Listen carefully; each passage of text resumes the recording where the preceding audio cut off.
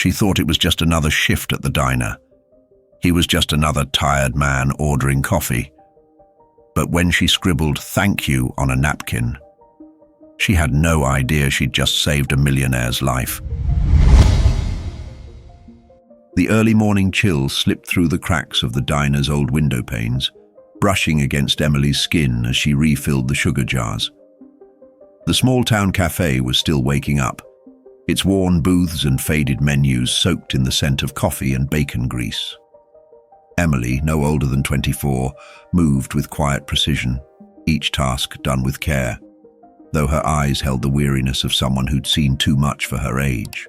She tied her blonde hair back into a loose ponytail, her apron stained but clean enough to pass. To most customers, she was just the sweet girl who always remembered their orders. Eggs over easy, 2 sugars in the coffee, no onions in the omelette. But no one really knew her.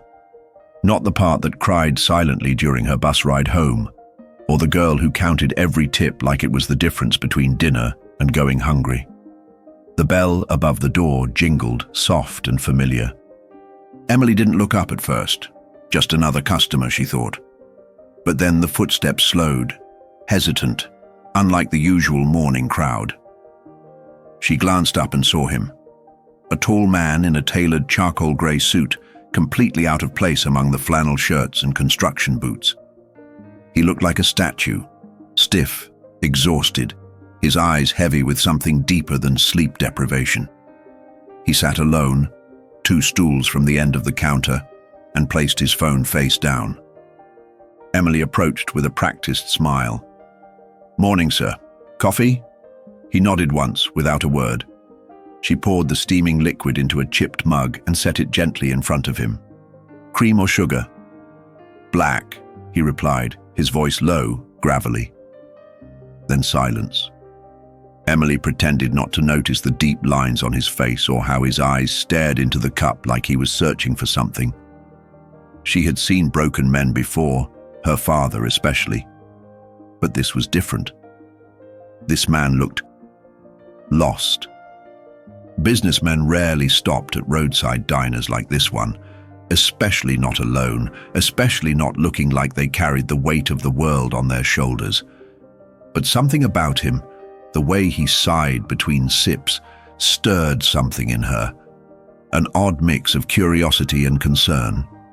She returned to the counter, busying herself with the register, but kept stealing glances. When she finally brought his check, he barely reacted. Emily hesitated, then reached for a napkin and, without thinking too hard, scribbled 2 words in blue pen. "Thank you." She didn't know why she did it. Maybe it was the way he looked, like he hadn't heard those words in years. She slid the check and the napkin across the counter with a soft smile. "Have a good day, sir." He didn't look at her, not right away. But as she walked away, he picked up the napkin and froze. Richard had built empires, real estate, hotels, investments. From skyscrapers in Miami to resorts in the Caribbean, his name was quietly whispered in corporate meetings across the country. But none of that mattered now. Not after what happened.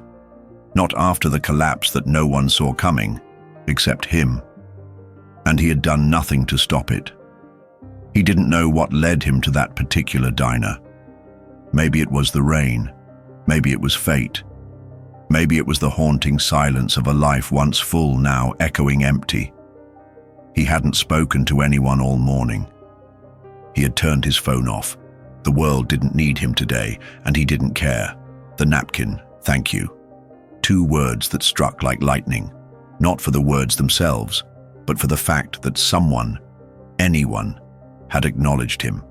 Not for his wealth, not for his power, just him. Richard held the napkin between his fingers, as if it were made of glass. He watched the girl walk back behind the counter. Her uniform was faded, her shoes old and cracked. But there was something dignified in her posture, something soft in her eyes. She had no idea who he was, and for the first time in years, he felt invisible and safe. He took a sip of the coffee again. It was bitter, burned, just like he liked it. It grounded him somehow. He hadn't eaten since yesterday, not from lack of access, but from a lack of appetite. Depression didn't care how much was in your bank account. Emily continued wiping tables, greeting regulars, and never once looked his way again. She didn't expect anything in return. She had just been kind. That was it. A simple act. Unassuming. Honest. Richard folded the napkin and tucked it into the inside pocket of his suit. A strange warmth began to flicker in his chest. Was it guilt? Grief? Gratitude? He couldn't tell. But he knew he couldn't just walk out. Not yet. The door jingled again as someone else entered the diner, breaking the moment. Richard looked down at the empty coffee cup. He didn't want to leave, not now. There was something about this place, about her. He raised his hand slightly. Emily noticed and walked back over, her smile soft but real. Another cup. Please, he said, his voice a little steadier this time. And as the coffee poured, something unspoken began to pass between them. Fragile, fleeting, but real. Emily had seen hundreds of faces in that diner. Truckers with weathered hands, mothers with crying babies, couples in awkward silence. But this man, he was different. His silence wasn't empty. It was loaded, like someone who had once spoken loud enough to move mountains, but had forgotten how to speak softly. She refilled his cup and noticed how he held the napkin in his lap, folded neatly like it meant something. That tiny act, her scribbled "thank you," had landed somewhere deep inside him, though she couldn't have known that. "Do you want anything to eat?" she asked casually. "The pancakes aren't half bad, and we've got bacon that actually tastes like bacon today." He looked up at her slowly. His eyes weren't cruel or cold, but they were empty. "Just the coffee, thank you." "Suit yourself," she replied, turning away, not pushing. She didn't have time to guess people's problems. She had bills, a sick cat at home, and an eviction notice she hadn't told anyone about. But still, something about this man stuck with her. Richard didn't touch the new coffee right away. He stared at it. In the shiny black surface, he saw more than a drink. He saw his failures. The daughter he hadn't spoken to in over a year. The business partners who had turned on him. The morning he woke up and didn't recognize the man in the mirror. He had come to that town by accident. Driving without direction, no GPS, just following the road until something stopped him. That something, it seemed, had been Emily. Meanwhile, she slipped behind the kitchen door, exhaling deeply. Her manager was late again. The register was short from last night and the kitchen was running low on supplies. She fought every day to stay afloat, but still chose to smile at strangers. What else could she do? When she returned, Richard was still there. Same seat, same silence, same storm in his eyes, and that napkin, still clutched like it meant everything. She placed a small chocolate chip muffin in front of him. "On the house. It's kind of the only thing we make well." He looked at the muffin, then at her. "Why?" Emily shrugged. "Because sometimes people need something sweet to get through a bitter day." That hit him harder than she realized. He reached for his wallet, but she gently tapped the counter. "Don't worry about it. It's just a muffin." Richard, a man worth over $80 million, though no one would have guessed it from his face today, felt humbled by a free muffin and a thank you on a napkin. He took a bite. It wasn't the best muffin he ever had, not by far, but somehow it tasted like a second chance. Richard sat in that worn diner booth longer than he'd sat anywhere in weeks. The napkin, "thank you" in blue ink, rested beside the empty coffee cup like a sacred relic. He kept glancing at it, unsure why those two simple words shook him more than any corporate loss or betrayal ever had. It wasn't just the message. It was who had written it. That young waitress with tired eyes and hands that had clearly known labor. She didn't know him. She hadn't Googled his name or asked for a selfie. She just offered kindness when he least expected it, and he realized when he most needed it. He picked up the napkin again. There was something about the handwriting, small, careful, like she didn't want to take up too much space in the world. How many times had she written that word before? How many customers had passed by, oblivious to her silent strength? Outside, the wind picked up. A few leaves scraped against the window as the weather turned grey. Richard didn't notice. He was too busy staring at that napkin like it held a secret he'd missed his whole life. Across the counter, Emily was pouring coffee for a pair of elderly regulars. She laughed politely at their jokes, but her smile didn't reach her eyes. Richard saw through it now, how practiced that expression was, how much pain it concealed. He stood up slowly, unsure what he was even doing. The napkin folded again into his palm. For a man used to decisive billion-dollar deals, he suddenly found himself paralyzed by a thank you note and a chocolate chip muffin. He left a generous tip, enough to pay for the whole counter's breakfast, though she wouldn't notice until much later. Then he walked out into the cold wind with no plan, no map, no destination. But for the first time in months, maybe years, he felt something shift. As he drove aimlessly through the back roads of town, he thought about her. Emily. That name sounded like light, like warmth, like something he'd lost long ago. He reached into his pocket, pulled out the napkin, and set it on the dashboard. It didn't make sense. None of it did. But he couldn't stop thinking about that moment, that girl, that message, and something told him he had to go back. The road stretched endlessly before Richard as he drove past leafless trees and forgotten gas stations, but his mind wasn't on the scenery. It was on the diner, on the girl with the weary eyes, on the napkin still sitting on his passenger seat like a whisper refusing to be ignored. He pulled over onto a gravel shoulder, turned off the engine, and sat in silence. The ticking of the cooling engine was the only sound. He stared out at nothing, hands gripping the steering wheel, jaw clenched. It had been nearly 3 months since Richard's world unraveled. The scandal started with a betrayal. One of his most trusted partners, someone he'd mentored from the ground up, had siphoned money through shell companies. Millions lost. Lawyers swarmed like vultures. Journalists dug through his past like bloodhounds. And the worst part, his daughter, Ava, had called just once. Not to comfort him, but to ask if it was true.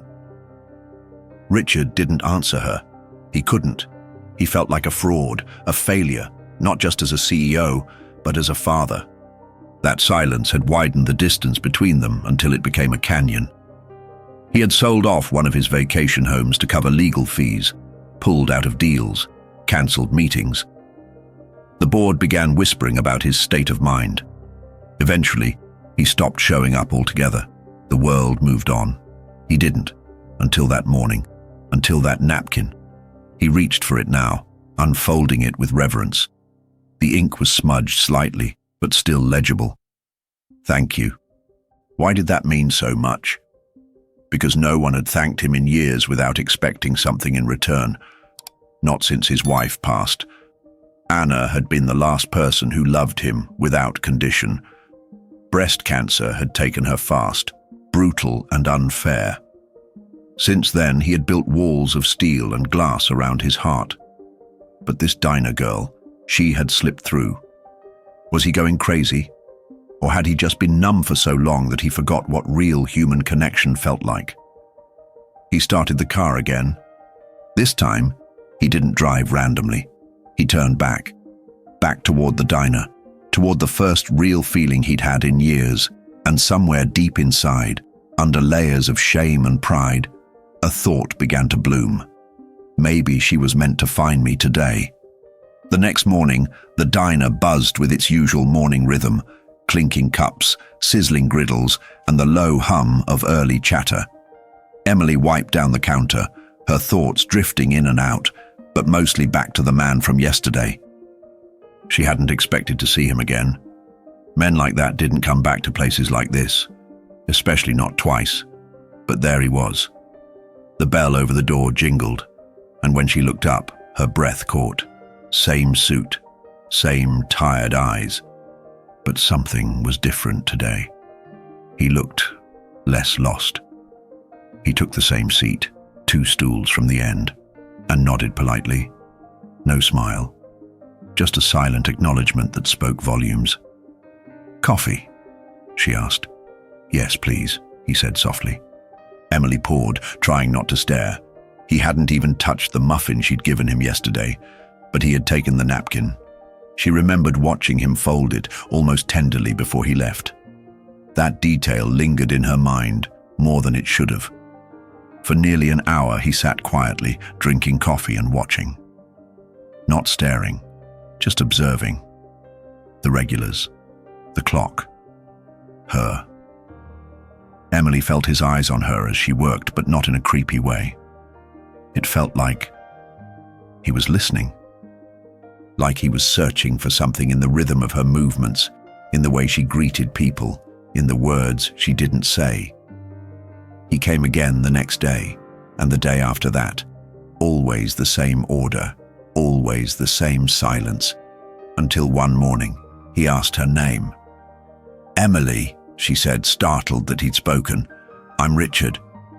She nodded slowly, unsure what to make of it, but from then on, they shared small fragments of conversation. Nothing too personal. He asked how her morning was going. She asked if he slept well.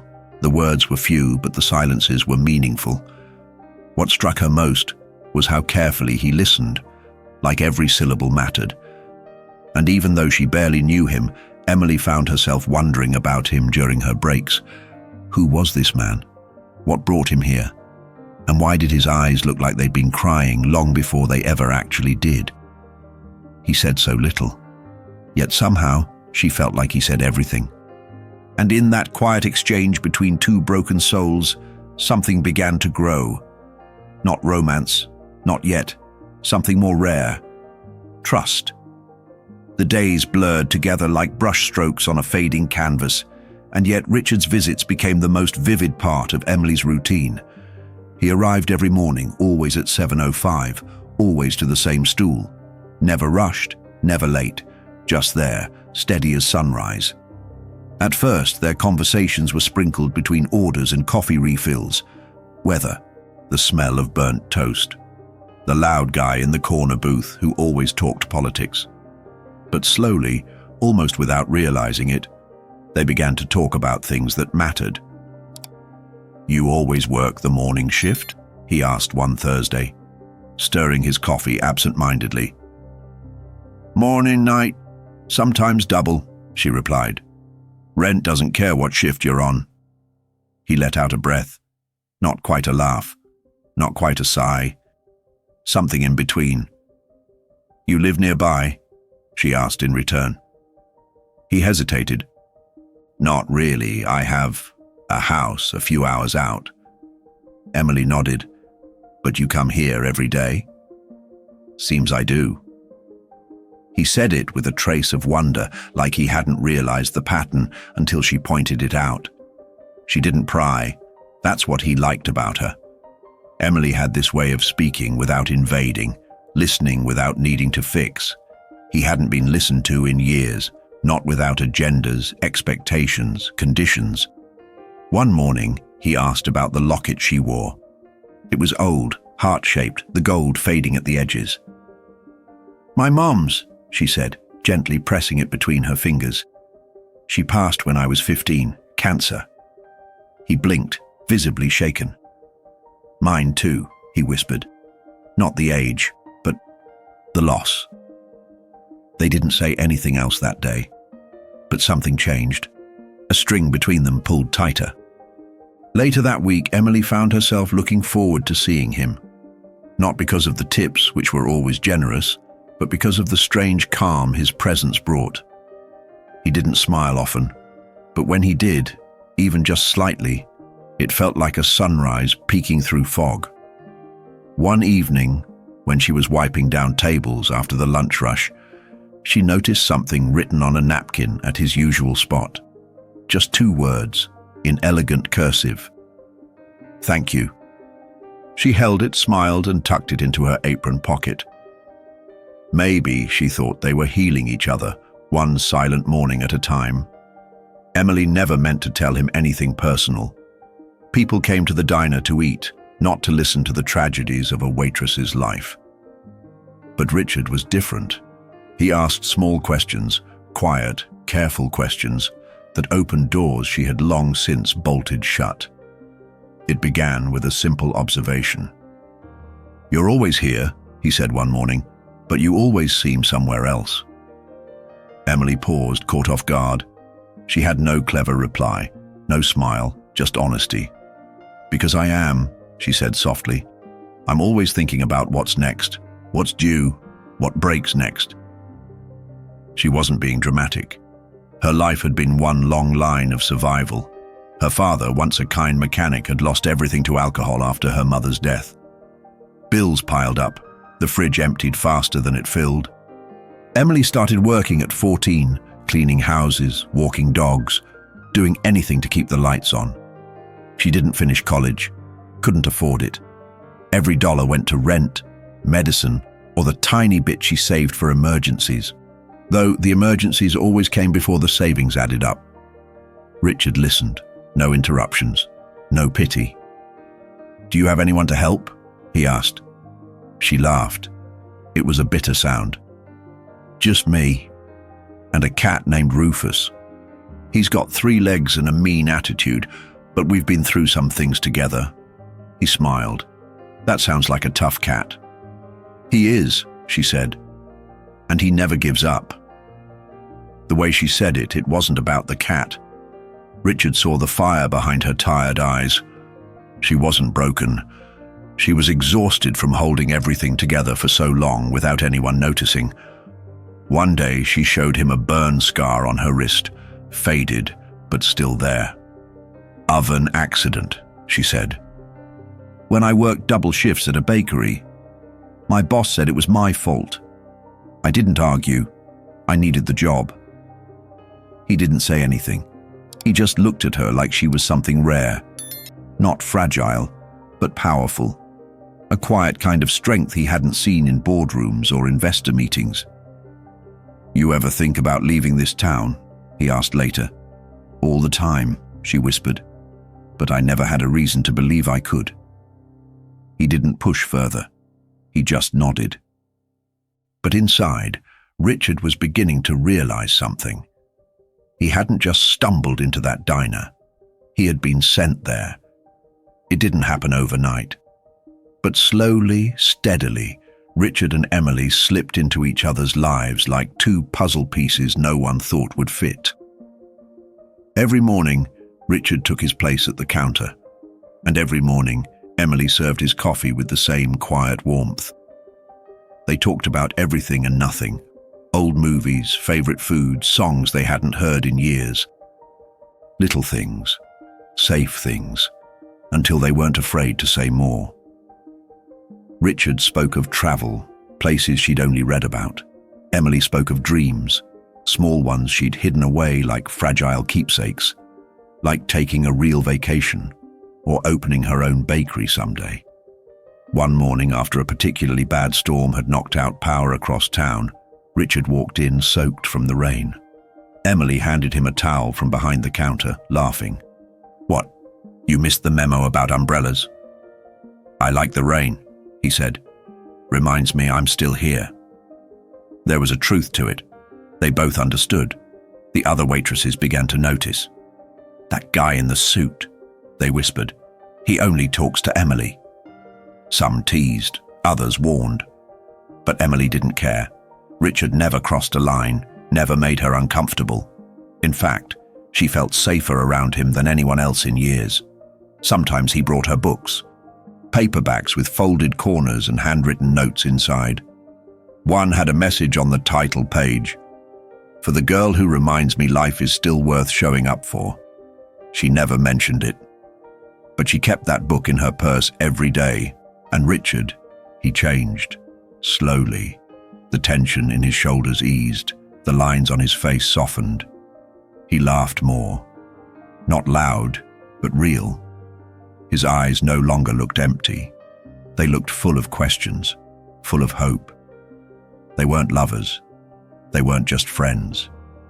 They were something in between. Two strangers who had recognized something sacred in one another. And though neither of them said it aloud, they both knew. This connection, whatever it was, had already changed them forever. The stool sat empty. For the first time in weeks, Richard didn't show up. At first, Emily didn't think much of it. Maybe he had a meeting. Maybe he overslept. She caught herself glancing at the door more often than usual, the little bell above it taunting her with each ring that wasn't him. Day 1 passed, then 2. By day 3, her chest tightened with something unfamiliar. Worry. He never missed a morning. Not even when it rained, not even when the roads iced over. Richard was steady, predictable, comforting, and now he was just gone. She tried to push the thoughts aside. Customers still came in, plates still needed washing, tips still needed counting. But something about the silence on that side of the counter made everything feel colder. By the end of the week, she was sure something had happened. She thought about asking around, but she didn't know his last name, didn't know where he lived, didn't even have a phone number. All this time, and he was still a mystery. A man who had opened his soul just enough to let her in, and yet left every door locked behind him.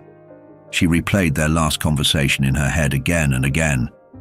He had seemed lighter, calmer. He'd even laughed when she told him her cat had knocked over a vase and acted like she was the problem. So why disappear? Had something happened? Had he gotten sick, or had she imagined everything? The regulars began to ask too. "Where's your coffee guy?" one of the truckers said with a grin. Did he finally realize he was too good for this dump? She laughed it off, but it stung.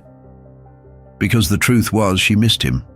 Not just his presence, but what he brought with him.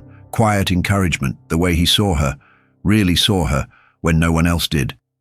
Every morning she still poured an extra cup of coffee, just in case. And every evening she tucked the folded napkin, his thank you, a little deeper into her apron pocket. Hope, she told herself. But each passing day felt more like goodbye. It had been nearly 2 weeks since Emily last saw him. By now, she'd stopped pouring the extra coffee. It hurt too much. Still, every time the bell above the door jingled, her heart leapt with the foolish hope that maybe, just maybe, Richard would be standing there again, rain-soaked and tired, asking for his usual. But he never came. Until one quiet Tuesday afternoon, the slowest time of the day, when a man in a delivery uniform walked into the diner. "Emily Carter?" he asked, holding a large cream-colored envelope. She blinked. "That's me. Got something for you. Signature, please." Puzzled, she signed the slip and took the envelope. It had no return address, no postage stamp. Just her name, handwritten in blue ink. Her fingers trembled slightly as she opened it. Inside was a thick sheet of stationery paper and a second envelope, smaller, sealed in gold wax. She unfolded the letter first. Her eyes scanned the elegant cursive, and her breath caught. "Emily, I'm sorry for the sudden silence. I had to leave town for reasons I can't explain just yet. Please don't think I forgot about you. In truth, you are the only person I couldn't forget even if I tried. What you gave me, you'll never know the depth of it. But I will spend my life honoring it. There's a place I'd like you to see. An address is enclosed. Come if you're willing. I'll be waiting." Ah. She stared at the page, unsure if it was real. Her heart beat faster. Confusion, fear, hope, they all collided in her chest. She opened the second envelope. It contained nothing but a single business card with an address and a time. Tomorrow, noon. She turned the card over. In the corner, scrawled hastily, was a message. "Don't be afraid." Emily clutched the envelope against her chest and looked around the diner. Everything suddenly felt different, smaller, and for the first time in years, she considered doing something that terrified her, walking away from the only life she'd ever known, to chase a mystery she didn't understand, but felt deep in her bones. Emily didn't sleep that night. She lay awake, staring at the ceiling, the envelope pressed beneath her pillow like a secret she was afraid would disappear by morning. Her alarm rang at 6 a.m., but she'd already been sitting on the edge of her bed for an hour, trying to convince herself this wasn't crazy. She dressed simply, jeans, a soft blue sweater, and the same locket she always wore. She didn't know what to expect at the address on the card, but something deep inside told her to go. Not for answers, not for closure, for something she couldn't name. The address led her far from town, down a winding road lined with pines and stone walls. Eventually, she reached a black iron gate. To her surprise, it opened as she approached, without her even needing to press the call button. Her old car crunched over the gravel driveway that curved through a large estate. The house, if you could call it that, looked like something from a magazine. Modern glass against dark wood, sprawling and elegant, but still quiet, tucked away like it wanted to stay hidden. She stepped out slowly, her shoes crunching softly beneath her. Before she could reach the door, it opened. And there he was. Richard. He looked different. Not in appearance. His suit was still sharp, his hair still neat, but in his eyes, they no longer looked hollow. They looked alive. "I didn't think you'd come," he said.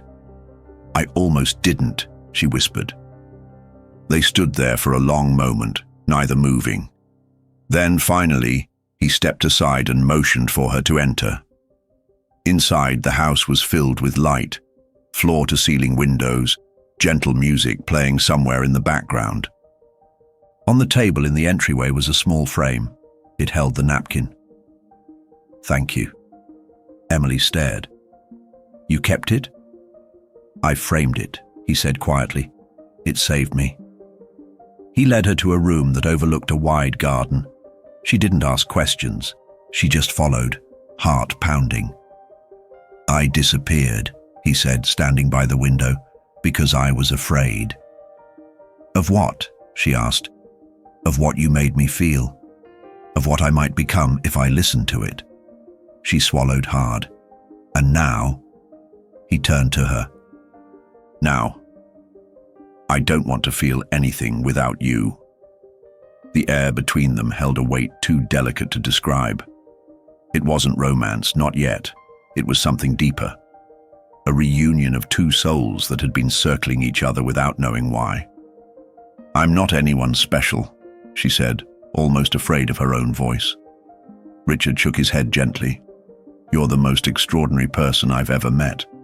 They sat across from each other at a small table by the window, where sunlight poured in like warmth from another world. Richard had prepared coffee, this time for her, and served it with the same care she once showed him. It was quiet, comforting, but Emily could feel something building, something unspoken, waiting to surface. "I owe you the truth," Richard began, his voice steady but low. "I haven't been honest about who I am, or why I came to the diner in the first place." She didn't flinch. She just nodded. "I wasn't just lost, I was done, completely done." He stood and walked to a bookshelf, pulling down a thick, leather-bound journal. He opened it and handed it to her. Inside were pages filled with handwritten entries, dates, thoughts, sketches. One page stood out. It was titled, "My Last Morning." The entry described in painful detail the day he walked into her diner. It had been meant to be his last. A goodbye, disguised as breakfast. No one knew, not even his lawyers. But the napkin had changed everything. "I had decided," he said, his eyes wet. "No one saw me anymore. I wasn't a man. I was a scandal, a failure, a hollow shell in a suit." He looked at her then, vulnerable in a way that shattered every wall between them. But then you looked at me like I was still human. You wrote 2 words, and they pulled me back from the edge. Emily sat frozen, her hands trembling around the journal. I've spent the past few weeks in therapy, quietly rebuilding, learning how to feel again.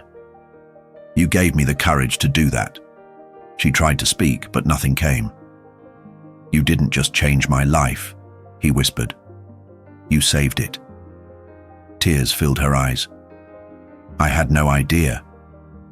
I didn't want you to, he said. I wanted to be sure of who I was becoming before I came back. He paused, then added, and now, I want to build something that means something good, and I want you to be part of it. The room fell into silence, heavy with truth, bursting with hope. Emily reached across the table and touched his hand. You already built something, she said gently. You just didn't see it until now. The next morning, Emily stood at the edge of Richard's garden, wrapped in a soft shawl he'd offered her the night before. Dew still clung to the petals, and the air was cool, sweet with lavender. The silence was peaceful, but her heart was a storm. What was she doing here? How had she gone from waiting tables in a roadside diner to this? Richard joined her with 2 mugs of coffee in hand, hers just the way she liked it. I've been working on something, he said quietly, handing her the cup. She raised an eyebrow. He reached into his jacket pocket and pulled out a folder. Not legal papers, not anything heavy or formal. Just a sketch, a logo, a name. Emily's Hearth. A bakery, rustic, warm, filled with light. The blueprint of a dream. She stared at it, stunned. I bought a property downtown, he said. Not for me, for you. To build this. To give you a space where people come not just for food, but for comfort. She blinked back tears, but they fell anyway. Richard, I can't accept this. I don't know how to run something like that. I don't even have... You do, he interrupted gently. You have the heart, the vision, and I'll teach you the rest. Or hire the people who can. I'm not giving you this because I pity you, Emily. I'm giving it to you because the world needs more places like what you gave me. She looked down at the folder again, then up at him. You're serious? He nodded. Dead serious. But why? He stepped closer. Because you saved me, and I want the rest of the world to know what I already do, that kindness can rebuild broken men, and humble hearts can change everything. She didn't answer right away. The tears were too much, the moment too big. Then she did something Richard would never forget. She reached into her apron pocket, pulled out the now wrinkled napkin she always carried, and placed it in his hand. You gave this back to me, she whispered. Now I'm giving it back to you, so you never forget how far we've both come. And in that moment, beneath the morning sky, something sacred passed between them. Not charity, not obligation, a bond, a new beginning. The soft opening of Emily's hearth was nothing short of magic. Sunlight spilled through the front windows onto wooden shelves lined with fresh pastries. The air was warm with cinnamon and hope. Locals wandered in, curious, some just for coffee, others for the story they'd heard whispered through town, the story of the waitress and the millionaire. But no one knew the whole truth. No one knew that behind every pie, every loaf, every steaming cup, there was a woman who had almost given up, and a man who had already done so until a single napkin reminded him he was still worth something. Richard stood in the back of the shop that morning, watching Emily work. Her eyes sparkled. Her hands moved with purpose. She was in her element, alive in a way she'd never allowed herself to be before. And people noticed. Customers stayed longer than they needed to. They laughed more, talked to strangers, left tips bigger than usual. and asked her name before they left. She no longer wore the stained apron of the diner. She wore a soft green one with the shop's logo embroidered over her heart. The same heart that had once quietly broken behind a counter now stood proudly at the center of something she had built. When the rush calmed, Richard handed her a small gift box. She opened it slowly, revealing a new locket. Inside, not a photo, but that very first napkin, folded perfectly, sealed behind glass. "I thought it belonged close to your heart," he said. Emily clutched it, overwhelmed. "Richard," she whispered, "you didn't just change my life, you gave it back to me." He smiled. "No, Emily. You gave mine back first. I just returned the favor." They didn't kiss. They didn't need to. Their bond wasn't built on grand gestures. It was built on two people who saw each other when the world had turned away. Gratitude had brought them together. Love, quiet, steady, and undeniable, had taken root. And that little bakery? It became a sanctuary for dozens like them. A place where a kind word, a cup of coffee, or a warm muffin could mean the difference between giving up and holding on. Sometimes it only takes one small act of kindness to change someone's entire world. A napkin, a thank you, a quiet smile across a diner counter. Emily thought she was invisible. Richard thought he was beyond saving. But together, they proved something powerful, that no one is too lost to be found, and no gesture is ever too small when it comes from the heart. What would you do if your life changed because of a stranger? Would you believe in second chances? Tell us in the comments below. Have you ever been touched by someone unexpected? Or have you been that light in someone's darkness? Let us know your thoughts. Your story might inspire someone else. And if this story moved you, please consider leaving a super thanks. Your financial support helps this channel keep creating powerful stories that touch hearts around the world. Don't forget to subscribe and turn on notifications so you never miss another story like this one. And before you go, click the video on your screen right now to watch another unforgettable story. Trust me, it's one you won't forget.